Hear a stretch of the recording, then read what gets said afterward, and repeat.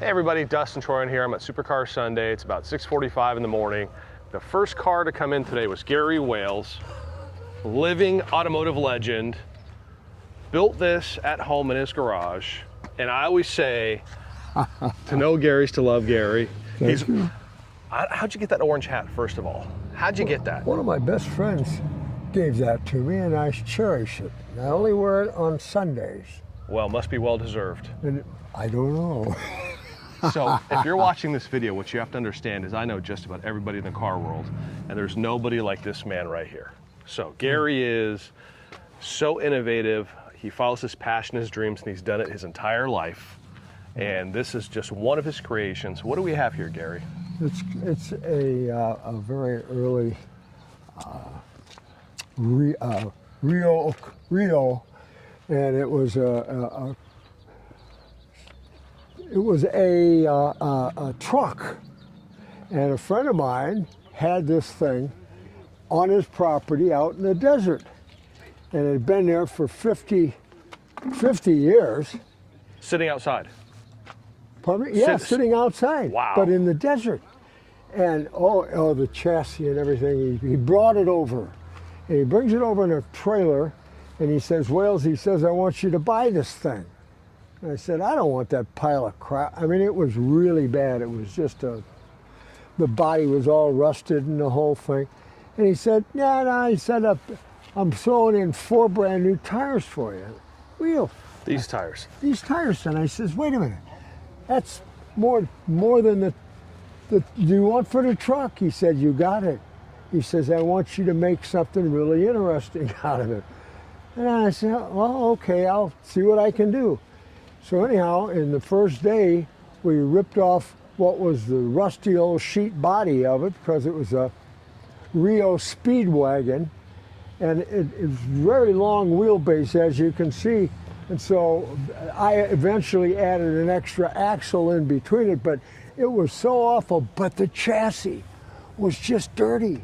There was no deterioration. There was no really rust. Only thing, it was a little surface rust. We did the whole thing, and it came out so good I couldn't even believe it. It was like, you just oil it up, and there it was. So I said, what the heck am I going to do with the thing? And so anyhow, we did my friend that really Well, let me stop you for a woodwork. second, Gary. So what you guys have to understand is Gary takes cars from the early 1900s, trucks, fire engines, takes them all apart and creates his own, I don't know, what would you call this? A hot rod, a pro touring car, a Gary Wales creation? What do you call this? A salvaged, save it because it's too wonderful not to use. And I take them, the old parts, and when they're that good, it's like the fire engines. That's what I started with doing. And I get these old 100-plus-year-old chain drive fire trucks, and they look awful.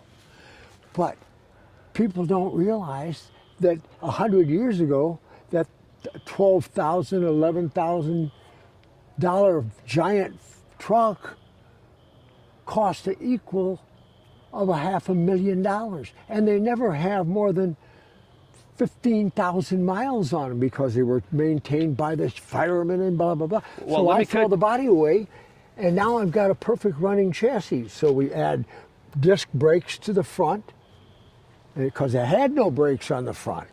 So we add that, we do all these different things to them, and then come up with boat tails and all sorts of different bodies. And one of the things you once said is that, particularly with the fire trucks, Yeah. is you said not only was the cost to build them back then and the innovation, Yeah. but how many lives did they save? And That's- it was as American as you could get. A fire truck back then was Yeah. as American patriotic as you could get. That is what really, yeah, they were in every parade. They did everything like that. It was wonderful. So I you did it- build these with Andreas at your house in Yep. your own workshop, and you've been doing that for how many years? How many years? I've been working on these old cars for probably 50 years or more, 60. And some of the notable cars you've had over the years. What have you had? The Frenet Bentley, which is now considered the #1 post-war Bentley in the world, the most beautiful and most expensive. What did it go for last time at auction? What do you think? This was 10 plus years ago. I sold it for $1.7 million, and I had it 20 years. Then it went for $2.5 million a few months after I sold it. Then it went to $4 million, and then they kept it. I don't know how much. And it just recently sold again, but it was a private sale, and even the man that did the sale was a friend of mine. Won't tell me how much, Wow. but it was a lot of money. What about the bread van Ferrari? Oh, the bread van for Ferrari, I paid $2,800 for that. And people say, why do you want that? Gary had the bread van Ferrari, ladies and gentlemen. And it's hard to believe, but there's actually a book with him in it with the bread van. So on the cover, by the way, and got Nick doing 130 miles an hour, and the policeman that stopped me, he's going, what are you doing driving through my state at this speed? And I said, well, my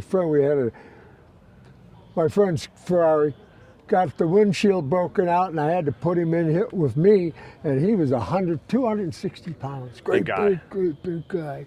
And he's packed in there, and he couldn't even get his feet on the floor. He had his knees on the dashboard. And we're going from Howard Johnson to Howard Johnson, and it's in the middle of the night, and it's in winter, and we're trying to get out of New York, getting out. We're going to Buffalo and then back into Detroit. was this for a race? No, just getting. Just having I fun. just bought it. It was delivered from Italy to the docks in New York, and they put it at the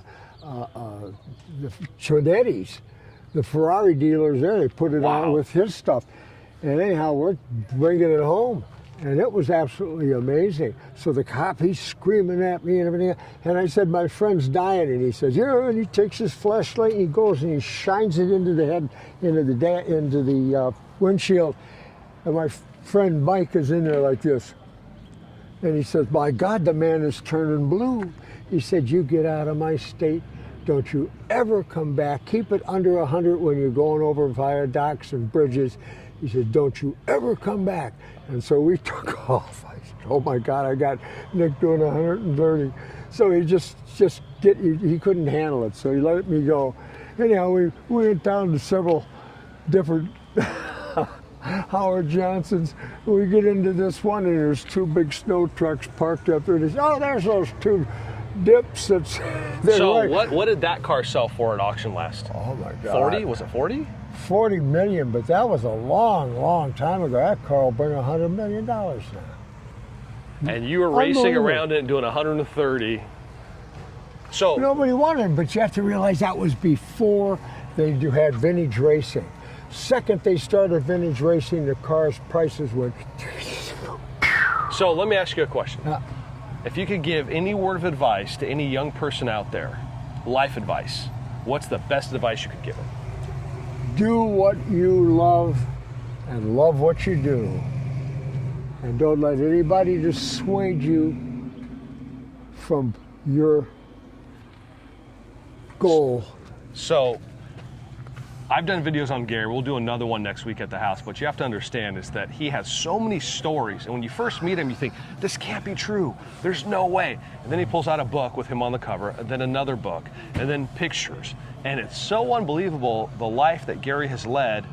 You know, I always say that there's a song, I Did It My Way. And that's the song for Gary Wales. Because in our world, you know, in certain categories, you're supposed to have certain cars. Or, oh, I better have a 73 RS Porsche. I better have this Ferrari. I better have a Shelby Mustang. And Gary makes his own cars to his passion, his specification, his dreams with those hands for how many decades? 5, 6 decades? 5, 6 decades now. And it's hard for me to find somebody cooler than Gary. And if you go, I'll do a video at his house. You guys subscribe, because this man is truly unbelievable, and he brings passion, joy, positivity, energy, friendship everywhere he goes, and he always steals the show, always. So I'm gonna sign off now. We're almost at the 10-minute mark, Gary. I'm gonna come by the house this week. Good. And I'm gonna do another video on some of the amazing things you've done, some of your cars. We'll share it with the world. What do you say? You got a deal. Thank you, Dustin. I always say to know Gary's to love Gary. This guy's a legend, ladies and gentlemen. Come on out. You're going to have fun here. Supercar Sunday. Sunday. We're out.